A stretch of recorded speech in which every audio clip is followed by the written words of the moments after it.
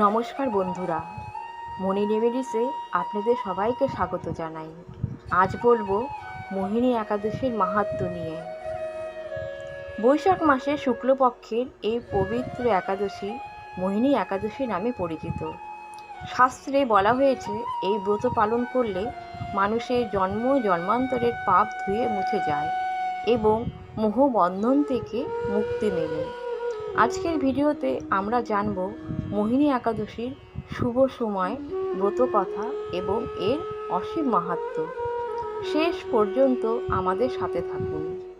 ত্রেতা যুগে ভগবান শ্রী রামচন্দ্র যখন সীতা দেবীর খোঁজে ব্যাকুল ছিলেন, তখন মহিষী বশিষ্ঠ তাকে এই ব্রত পালনের পরামর্শ দিয়েছিলেন। আবার দাপর যুগে ধর্মরাজ যুধিষ্ঠিরকে ভগবান শ্রীকৃষ্ণ এই একাদশীর গুরুত্ব বুঝিয়ে বলেছিলেন। মোহিনী একাদশী নামেই হলো মায়ার ঊর্ধ্বে ওঠা। যারা দুঃখে কষ্টে জর্জরিত বা মানসিক শান্তিতে নেই, তাদের জন্য এই ব্রত অত্যন্ত ফলদায়ক। প্রাচীনকালে ভদ্রাবতী নদীর তীরে সুভদ্র নামে এক সুন্দর নগরী ছিল। সেখানে ধর্মপাল নামে এক সত্যনিষ্ঠ বৈশ্য বাস করতেন। তার 5 ছেলের মধ্যে ছোট ছেলে ধৃষ্টবুদ্ধি ছিল অত্যন্ত পাপাচারী। সে মদ্যপান ও অনৈতিক কাজে লিপ্ত হয়ে পিতার সম্পত্তি নষ্ট করতেন। একসময় অতিষ্ঠ হয়ে ধর্মপাল তাকে ঘর থেকে বের করে দেন। নিঃস্ব হয়ে ধৃষ্টবুদ্ধি বনে বনে ঘুরে বেড়াতে শুরু করে।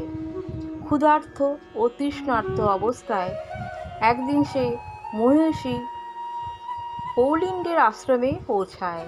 তখন ছিল বৈশাখ মাস।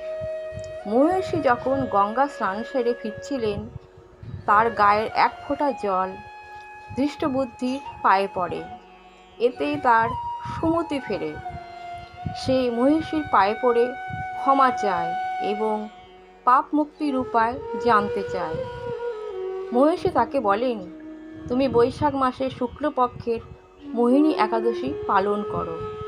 ধৃষ্টবুদ্ধি নিষ্ঠার সঙ্গে সেই ব্রত পালন করে এবং সর্বপাপ থেকে মুক্ত হয়ে দিব্যদেহ প্রাপ্ত হন।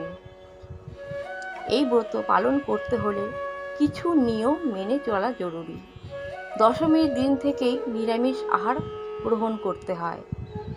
একাদশীর দিন সকালে স্নান সেরে ভগবান বিষ্ণুর মোহিনী রূপের পূজা করুন। সারাদিন জল না খেয়ে বা ফলমূল খেয়ে উপবাস করা যায়। পরদিন অর্থাৎ দ্বাদশীর সকালে নির্দিষ্ট সময়ে পারণ করে ব্রত সম্পূর্ণ হয়। মনে রাখবেন, এই দিনটিতে পরনিন্দা বা ক্রোধ বর্জন করা একান্ত প্রয়োজন।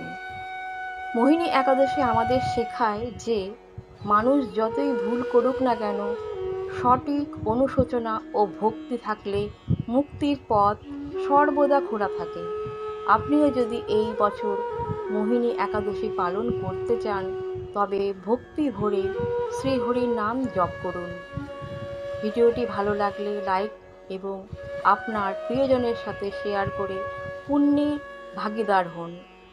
ভক্তি ও ধর্মমূলক আরও ভিডিও পেতে আমাদের চ্যানেলটি সাবস্ক্রাইব করে রাখুন। নমস্কার।